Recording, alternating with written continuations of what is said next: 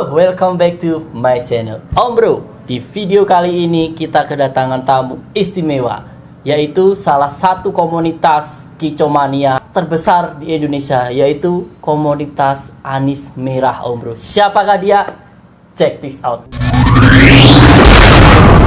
Om bro, kali ini kita kedatangan dari komunitas Anis Merah AMZT ya?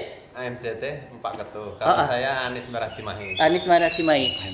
AMKC. AMZT itu singkatan apa, Pak? Anis Merah Jotera Citrina. Anis Merah Jotera Citrina. Jotera Citrina. Citrina. Kalau AMZT? AMKC? Anis Merah Kota Cimahi. Anis Merah Kota Cimahi. Oh bro, kita sebelum beranjak ke lebih dalam lagi, kita bicara sejarah. Sejarah Anis Merah ini adalah burung endemik Jawa Barat ya Pak ya. Asli Jawa Barat, kemudian hampir punah. Ternyata endeminya pindah ke Bali karena Bali secara aturan dan norma adat ketat di sana hingga popularitasnya terjaga. Sedangkan di Jawa Barat tidak sama sekali ada aturan-aturan yang mengatur tentang perlindungan Anis Merah, Om Bro. Om Bro, kita ngobrol-ngobrol sejenak. Pak, kalau AMZT ini di Bandung sudah berapa anggotanya, Pak? Kalau di Facebook Mas nyampe 30.000. 30.000. Ya. Aktif semua atau sebagian? Ya kalau ini mah 40%-an. 40% aktif. Aktif. Nah, sementara AMZT ini untuk lomba-lomba keluar kota yang aktif berapa Pak? Yang aktif kalau kayak kemarin ke Piala Raja satu bus juga bisa. Satu bus. Kita pernah beli satu kelas di sana. Satu kelas, ya. Alhamdulillah untuk komunitas AMZT sendiri.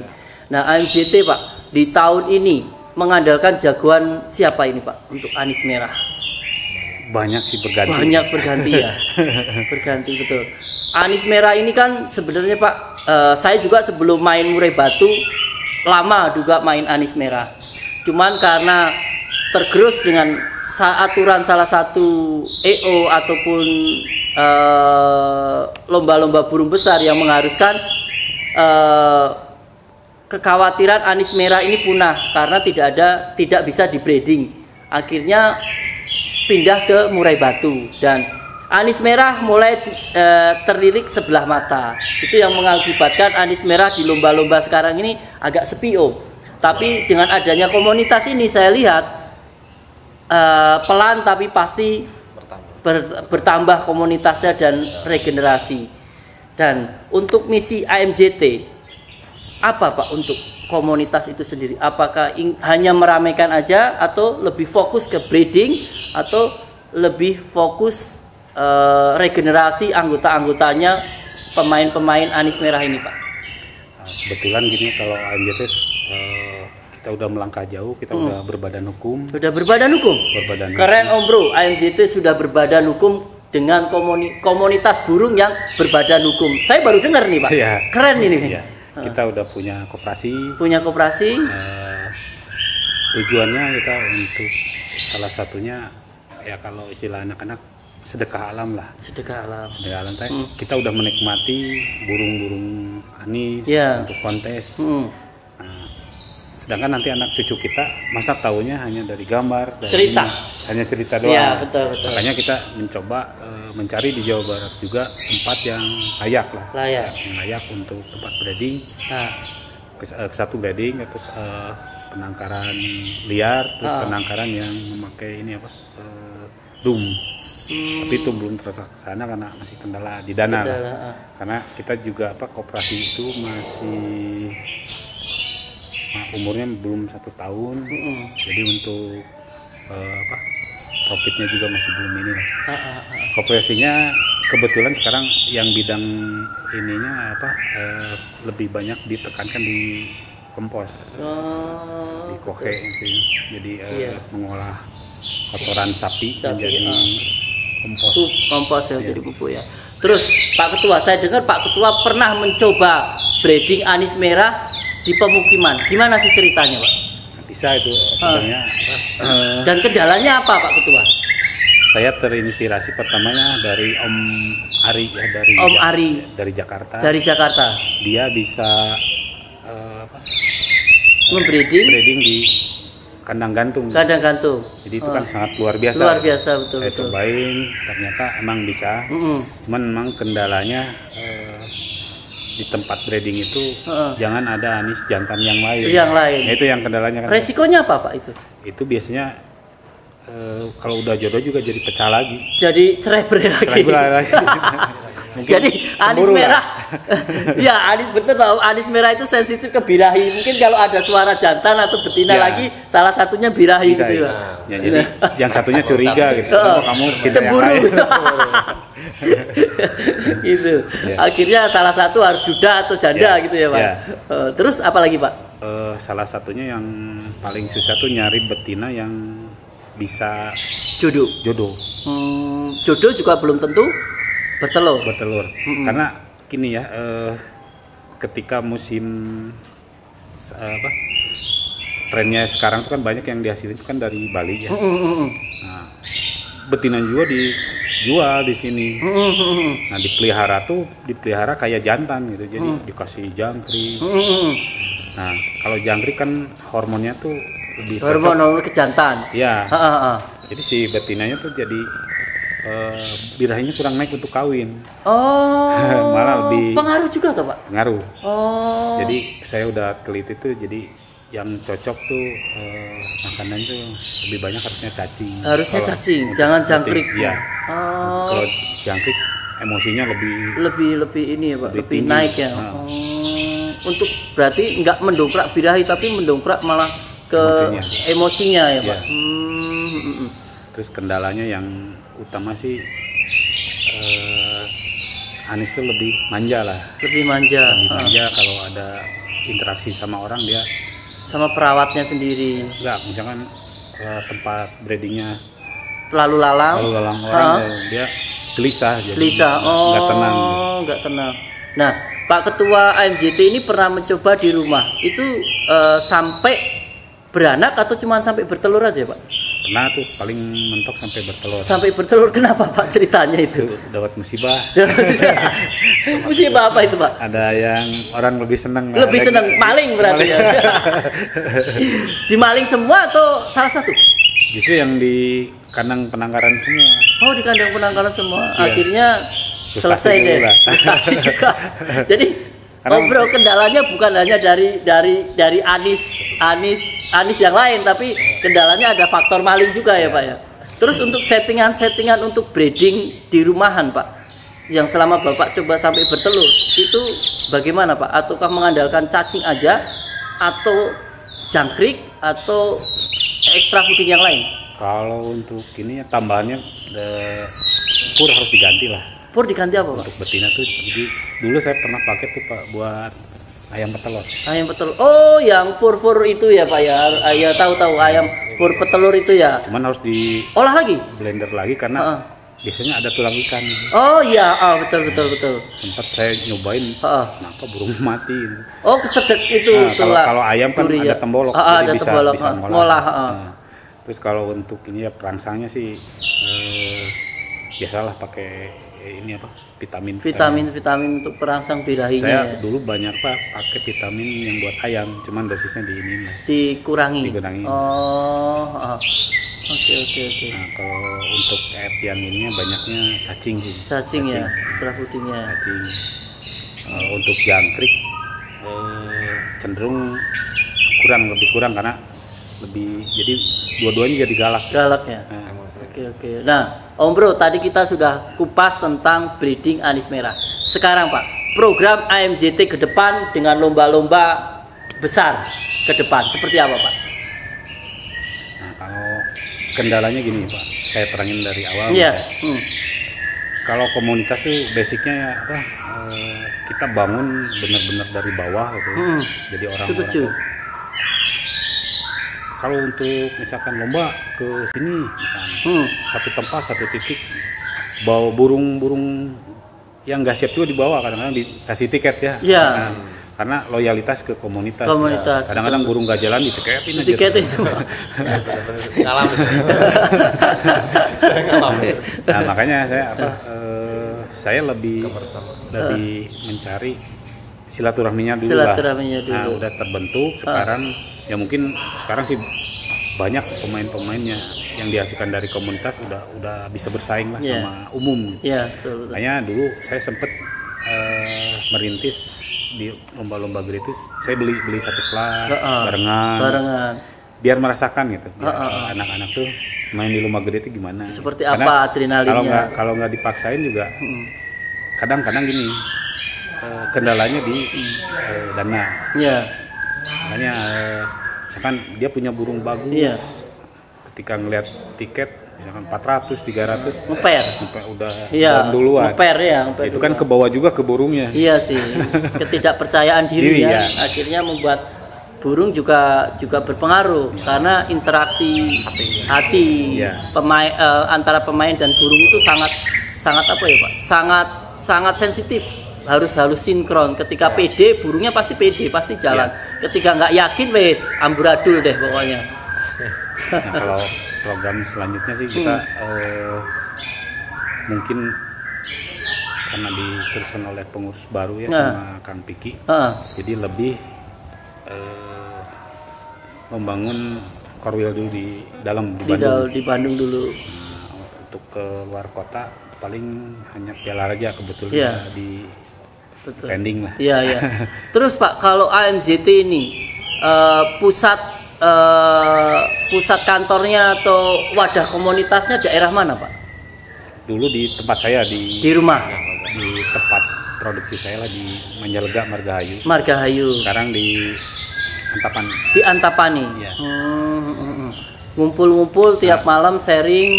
Kalau untuk tempat ngumpul kita banyaknya di Wetland, di tempat koperasi kita. Nanti kalau misalnya ada kesempatan. Bukan di base campnya, malah di ini koperasinya. Dia bisa ngeliat lah. Boleh Pak. Program kita gimana? Oke. Konsep program ke depan gitu ya Pak. Oke. Nah, saya lihat nih. Tadi Om bawa Anis 2. Namanya siapa aja ini Pak? Kalau yang di luar Gembala. Nah kalau ini Bagor namanya. Bagor. Kenapa dinamain Bagor Om? Ini ceritanya sebelum burung punya bos. Bos Haji Pramono loh. Om Pram ya. Kan dia usaha bawang goreng, saya kasih nama Bagor bawang goreng. Mas Pramono itu dulu punya anis yang bagus, namanya siapa ya Om sebelum pakai sangkar bulat coklat? Setengah dewa. Setengah dewa kemana itu? Kalau nggak salah sih almarhum. Karena nyampe ibaratnya buat apa ya? Buat kenang-kenang jadi nggak akan dijual gitu. Itu maskotnya Mas Pram dulu Setengah Dewa itu. Itu burung sih mewah sih enggak, tapi stabil. Nah betul. Mewah sih enggak stabil Pak. Dia gantung ler gitu aja sampai selesai ya kayak gitu aja gitu loh. Jadi burung-burung mewah anis ini kadang dulu kalau zamannya saya selalu berburu anis mewah, tapi anis mewah itu kadang-kala adatnya juga mewah. Setengah jalan apa kayak pokoknya adatnya mewah deh. Makanya saya frustasi Pak main anis. Sebenarnya saya berhenti main anis itu frustasi lah. Frustasi. Jangan tuh. Frustasi Om. Saya beli berapa terakhir 300 juta gara-gara truk LPG saya lewat nyelap kan. Ini matanya kena Om. Belum lama juga, belum ada setahun itu Om nyelap. Padahal jauh jaraknya, tapi karena mungkin getarannya didik itu anis merah saya kaget, akhirnya nyelap. Terus anak saya main apa di rumah main balon, meledak, nyelap lagi, wah sudah stres saya, wah nggak bakat saya kayaknya. Kalau dilihat ini apa rantai makanan kan anis tuh ya ada di mendekati bawah lah. Karena berbeda misalkan kayak murai di bawah-bawahnya dia predator kan? Sih betul. Kayak pentet ya. Jadi dia adaptasinya bisa lebih cepat. Betul. Nah kendala main anis itu diadaptasi. Betul. Adaptasi itu pengaruh besar apalagi keluar kota Pak. Ya. Nah sementara ini Bagor ini prestasi gimana aja? Sebenarnya kalau di Bos Pramono udah sering karena dia itu tadi kemungkinan kayak bos ada bosan mungkin udah dikasih saya gitu. Udah urus aja. Tadi saya lihat telernya kan bagus ya, bagus emang ya. Mewah ya, hiper ya. Kalau di lapang stabil gini ya keren om ya, emang pasti juara ya. Kalau itu tadi kayak ada adatnya itu, adatnya juga mewah kan. Di rumah udah enak-enak gini, bawa ke lapangan turun naik dah stres ya itu. Udah di lapangan, udah teler, udah enak, setengah jalan loncat. Jantung saya nggak kuat tuh main anis. Sumpah Pak, saya bukannya apa, saya belum siap jantungan Pak main anis itu sebenarnya. Nah kalau yang satu tadi kan saya lihat telernya lebar luas om. Nah itu ya burung saya asli dari ibaratnya udah lama lah. Udah lama. Sempat berhenti waktu mabung, beres kok malah corona, nggak ada gelaran, nah dari situ ngaco. Iya betul. Nah ini ngaco, tapi ini udah mulai stabil lagi. Soalnya anis merah begitu tiap kebiasaan tiap minggu di lomba, begitu off terlalu lama itu pasti rubah lagi Pak. Wah pokoknya sangat sensitif lah. Kata Pak Ketua burung manja, memang benar burung manja, manjanya luar biasa Pak. Pak Ketua, mengenai pakem anis merah, seperti apa yang anak-anak AMJT inginkan ini Pak? Sebenarnya kalau pakem sih umum ya, maksudnya gini. Pakem lomba awalnya kan sebelum berdirinya PB itu kan tetap dari lakberan. Iya betul. Terus bersatu bikin PBI, bikin pakem. Iya. Pakem itu kan ya fleksibel ya, fleksibel tapi tetap ada aturan yang harus diikuti. Iya betul. Nah kalau saya lihat maaf ya, ketika PBI ada misalkan EO baru, EO baru muncul lagi EO baru, rule aturan yang dari PBI menurut saya udah paling baik lah. Sudah paling baik. Lurus gitu. Ada EO baru bela dengan bumbu yang lain. Nah justru saya lihat kelemahan tuh bumbu-bumbunya ini terlalu banyak. Jadi banyak melenceng dari aturan awal. Jadi untuk istilahnya jalan lurusnya balikin lagi lah. Seperti apa yang diinginkan anak-anak? Kayak gini aja lah. Untuk pelatihan juri, misalkan ya, saya lihat sekarang lebih banyak Iwa tuh main di bendera pelanggaran. Mencari kekurangan, kesalahan. Tapi kalau menurut saya tuh jadi kurang melatih juri ya. Kurang melatih juri itu karena ketika dia ngelihat tuh bukan burung, ngeliat di bawah ada pelanggaran nggak dilihat.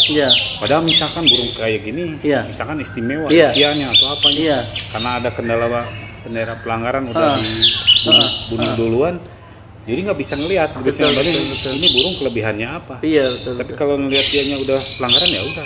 Pak Ketua, saya ada pengalaman. Dulu waktu saya lomba di Jan Armet tahun 2000 berapa ya? 2011-2010 saya punya anis merah mewah satu, volume gaya mewah, tampil setengah. Memang saya nggak bisa juara 2 tapi 3 besar loh Pak. Kalau sekarang kan burung turun udah nggak bisa jadi juara. Nah itu yang jadi pro kontranya itu Pak.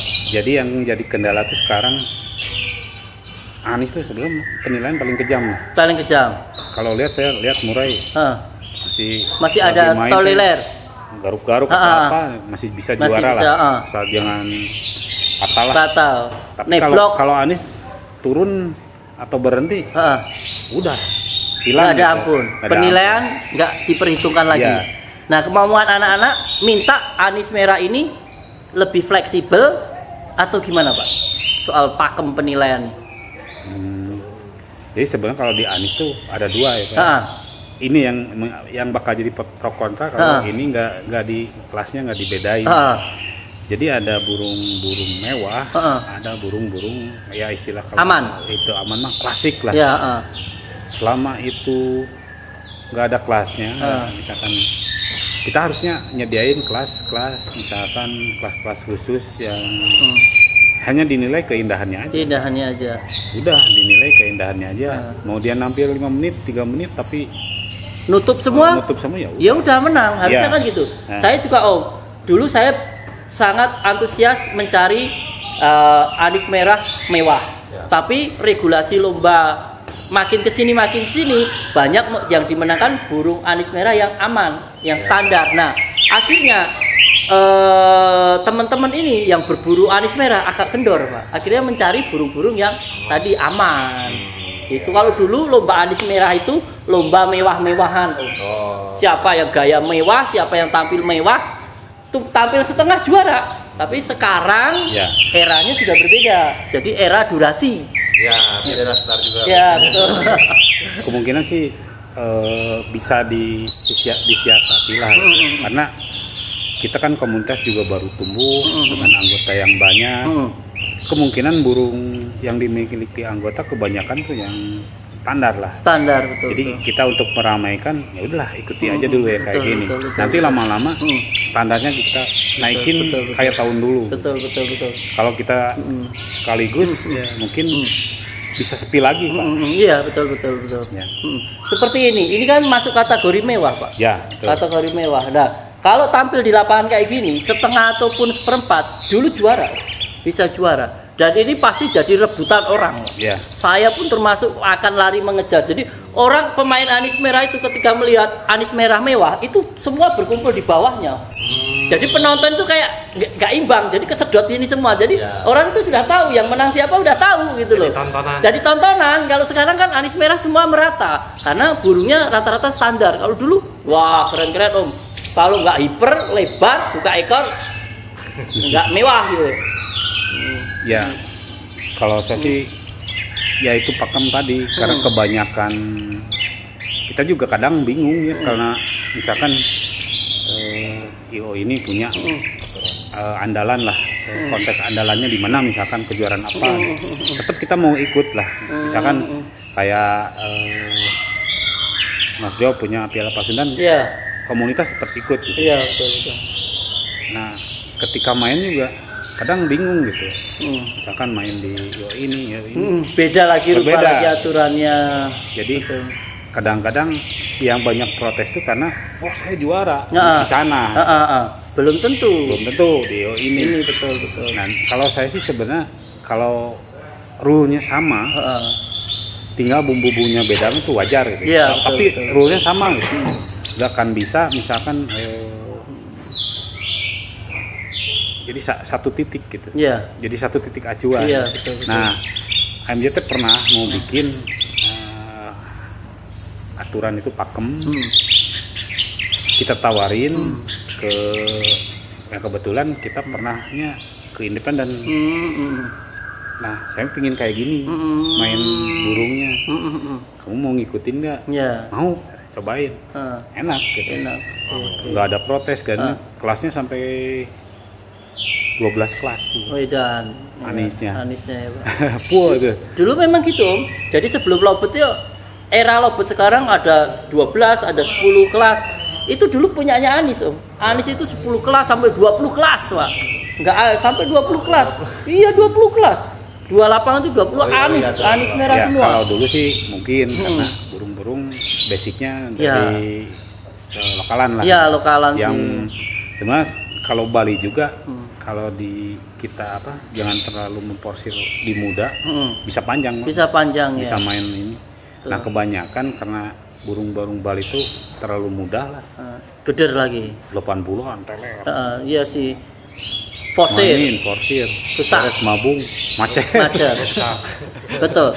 Anis Bali dulu saya lihat juga Pak gayanya sampai teman-teman saya semua pada pengepul itu pasti salah satunya pasti beruntung Pak, beruntung mendapetin anis yang gaya mewah. Tapi sekarang dari Bali pun susah Pak untuk mendapatkan anis merah yang stabil, mewah apalagi. Itu kalau sudah susah. Banyak sih. Udah masuk ke Bandung itu udah susah Pak. Enggak, maksudnya kalau yang mewah sih banyak Pak. Cuman karena kendalanya di pakem itu kan.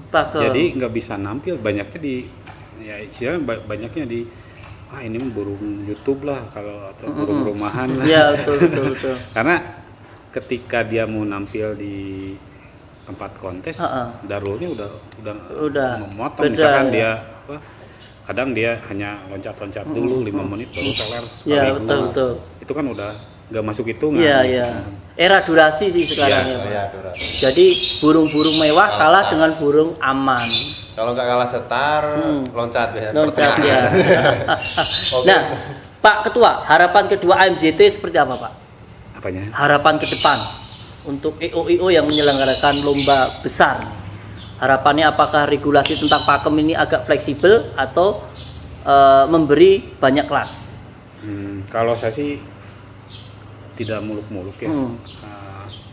Lebih banyak kalau ingin mencoba Dio itu komunitas biasanya beli satu kelas. Nah, iya Pak, betul. Karena kita ingin bersaing dulu sesama kita dulu. Betul. Nah, kalau pakemnya enak, oh si IO ini pakemnya enak nih, rasanya enak. Udah kita main di umum juga. Karena itu kita udah tahu pakemnya enak, burung kita bisa masuk. Untuk bersaing dengan umum juga percaya diri. Oke, siap. Tapi dites dulu di sesama komunitas dulu. Nah, ya otomatis kan banyak kendala sih. Ketika kita ngajuin tuh, biasanya di harga tiket. Iya. Harga tiket biasanya kan untuk dulu zaman saya aja 2016 Anis Merah 1 juta aja kebeli Om tiket utama. Nah, untuk komunitas sih ada kendala sih, kita masih belum kuat untuk harga tiket di atas. Di atas. Nah, di atas 400, 500. Kalau di bawah 200, jamin saya 70 gantangan bisa penuh. Penuh. Oh, kendalanya di situ. Tapi kalau misalkan 200, 300 ya udah pada mikir ya Pak ya. Betul sih, betul. Nah, harapan kalau saya Pak Ketua, komunitas ini semangat. Harapan saya Anis Merah bisa kembali bangkit seperti dulu. SF Anis Merah semua ada di mana-mana. Jadi nggak lobet aja yang mendominasi, tapi Anis Merah kembali mendominasi, kembali ke tangga atas lomba-lomba nasional. Harapan saya jujur Pak, saya pengen ngumpul sama anak-anak AMJT ini, pengen supaya komunitas semua Anis Merah itu semangat lagi, kembali bergeliat, hingga bursa-bursa transfer Anis Merah ini kembali lagi meriah gitu loh Pak, hingga menjadikan anggota-anggota komunitas ini juga terbantu gitu loh Pak, kesejahteraannya. Nah, sekarang sih kendalanya gini Pak, jadi sama seperti Mas Priyo tadi bilang, kita masih bergerak di komunitas yang istilahnya sumber dana, sumber ininya masih terbatas. Akhirnya kita hanya yang memproduksi atau yang mencetak atau menjadikan dari trotol ke ini, karena untuk naik ke atas tuh kadang-kadang ya kendalanya di dana, di tiket atau apa. Akhirnya kejadiannya burung-burung komunitas itu sekarang dibeli sama bos-bos besar. Nah, ketika misalkan juara, kita udah bisa ngukur lah. Sebenarnya komunitas sudah bisa layak ke atas, cuman kendalanya di dana. Di materialnya ya Pak ya. Makanya saya melatihnya pelan-pelan Pak. Dulu ya saya adalah satu di Bandung, saya rutin bareng AMKC saya beli tiketnya 2 kelas ya. Saya melatih. Ya ini AMKC, anak-anak AMKC harus semangat nih. Cimahi kan tuan rumah loh Pak. Dedengkotnya dulu dilatih dulu, diajak ke nasional. Masuk nih main-main di nasional. Dulu jawarannya Anis Merah itu orang-orang Jawa Barat Pak, Pak Haji Sunaria, Impen, terus siapa lagi yang punya si kipas itu Pak, si kapal ya kan, si kapal itu semua apal Pak, jagoan-jagoan Jawa Barat tuh lintas daerah. Dulu pemain Jawa Barat Anis Merah itu keren Om, fighter sampai Jawa Timur, sampai manapun dikejar. Mudah-mudahan dengan AMJT ini kegiatannya positif, terus regenerasi anggotanya banyak, hingga Anis Merah kembali bangkit lagi Pak. Ya, insya Allah. Harus Pak, harus bangkit Anis Merah. Apalagi Om? Oke ya. Oke. Pak Ketua, ngobrol asik sudah kita kupas sejarah, program, harapan semua sudah. Ada pesan nggak Pak Ketua untuk teman-teman Anis Merah yang ada di luar sana, di berbagai wilayah, biar mereka makin semangat Pak Ketua? Ya, kita tetap aja semangat untuk mencari amunisi untuk bersaing di kelas umum, di kelas komunitas. Betul. Nah, insya Allah kalau misalkan bisa menghasilkan burung yang bagus, soal rezeki pasti datang. Pasti datang sendiri. Dikejar Pak. Kalau Anis Merah dikejar, nggak datang tapi dikejar. Punya burung mewah pasti dikejar. Mudah-mudahan anak-anak AMJT terus semangat. Terus Cimahi juga Pak. Ini Om makin semangat. Nah si Bagor ya, tampilkan lagi di lapangan biar mewahnya kelihatan lagi. dan anak-anak ZMT bisa mencetak anis merah yang mewah lagi. Pak Ketua, terima kasih kehadirannya sudah mengupas tuntas tentang anis merah. Terima kasih dan salam hormat saya, Pak. Ya. Oke, Om. Saya terima kasih sekali.